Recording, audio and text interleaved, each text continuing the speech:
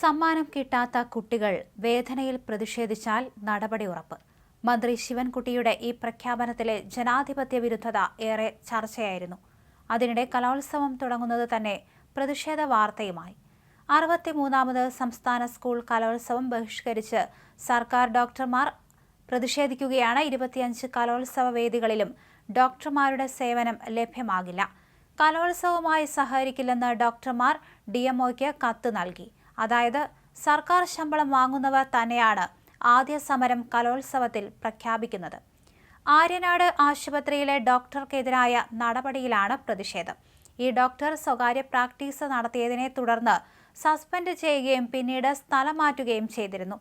അതിനിടെ സർക്കാർ ഡോക്ടർമാരെ ആരെയും കലോത്സവത്തിന് ചുമതലപ്പെടുത്തിയിട്ടില്ലെന്നും NRHM ഡോക്ടർമാരാണ് ഡ്യൂട്ടിക്ക് എത്തുകയെന്നും ആരോഗ്യവകുപ്പും അറിയിച്ചു. അതായത് പ്രശ്നം മുൻകൂട്ടി കണ്ട് ജൂനിയർമാരായ താൽക്കാലിക ഡോക്ടർമാരെ വേദികളിലേക്ക് അയക്കുകയായിരുന്നു സർക്കാർ ചെയ്തത്. അതുകൊണ്ട് തന്നെ സമരം പ്രഖ്യാപിച്ചെങ്കിലും മറ്റ് പ്രശ്നങ്ങൾ ഉണ്ടാകില്ല.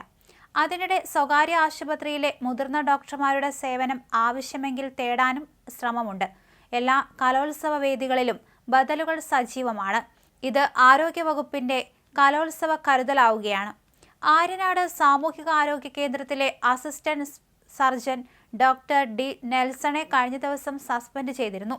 സ്വകാര്യ പ്രാക്ടീസ് സംബന്ധിച്ച് നിലവിലുള്ള മാനദണ്ഡങ്ങൾ ലംഘിച്ച് ഔദ്യോഗിക ഡ്യൂട്ടി സമയത്ത് ജോലിക്ക് ഹാജരാകാതെ സ്വകാര്യ പ്രാക്ടീസ് നടത്തിയതിനാണ് അച്ചടക്ക നടപടിക്കും തുടരന്വേഷണത്തിനും വിധേയമായി സർവീസിൽ നിന്ന് സസ്പെൻഡ് ചെയ്തത്. ഇത് സംബന്ധിച്ച വാർത്ത ശ്രദ്ധയിൽപ്പെട്ടതിനെ തുടർന്ന് ആരോഗ്യവകുപ്പ് മന്ത്രി വീണ ജോർജിന്റെ നിർദ്ദേശപ്രകാരമായിരുന്നു നടപടി. ഇതാണ് ഡോക്ടർമാരുടെ സംഘടനയുടെ എതിർപ്പിന് കാരണം. അതേസമയം തിരുവനന്തപുരത്തെ സംസ്ഥാന സ്കൂൾ കലോത്സവത്തിൽ 10,000-ലേറെ വിദ്യാർത്ഥികൾ വിവിധ മത്സരങ്ങളിൽ മാറ്റുരയ്ക്കും. ആകെ 25 വേദികളാണുള്ളത്. സെൻട്രൽ സ്റ്റേഡിയമാണ് പ്രധാന വേദി. മത്സരവേദികൾക്ക് കേരളത്തിലെ പ്രധാന നദികളുടെ പേരുകളാണ് നൽകിയിട്ടുള്ളത്. മത്സരഫലങ്ങൾ വേദിക്കരികിൽ പ്രദർശിപ്പിക്കാൻ ഡിജിറ്റൽ സൗകര്യം ഏർപ്പെടുത്തിയിട്ടുണ്ട്.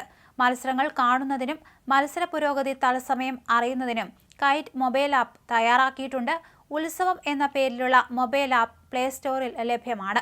മത്സരത്തിൽ A ഗ്രേഡ് നേടുന്ന എല്ലാ വിദ്യാർത്ഥികൾക്കും ഒറ്റത്തവണ സാംസ്കാരിക സ്കോളർഷിപ്പായി 1000 രൂപ നൽകും. സംസ്കൃതോത്സവവും അറബിക് സാഹിത്യോത്സവവും ഇതോടനുബന്ധിച്ച് നടക്കും. കലോത്സവ ചരിത്രത്തിൽ ആദ്യമായി ഗോത്രകലകളായ മംഗലം കളി, പണിയ നൃത്തം, പാളിയ നൃത്തം, മലപുലയ ആട്ടം, ഇരുള നൃത്തം എന്നിവ മത്സര ഇനമായി ഉൾപ്പെടുത്തിയിട്ടുണ്ട്. സംസ്കൃത സെമിനാറും പണ്ഡിത സമാധരണവും അറബിക് എക്സിബിഷനും ഇതോടൊപ്പം സംഘടിപ്പിക്കുന്നുണ്ടെന്ന് മന്ത്രി V. ശിവൻകുട്ടി അറിയിച്ചു.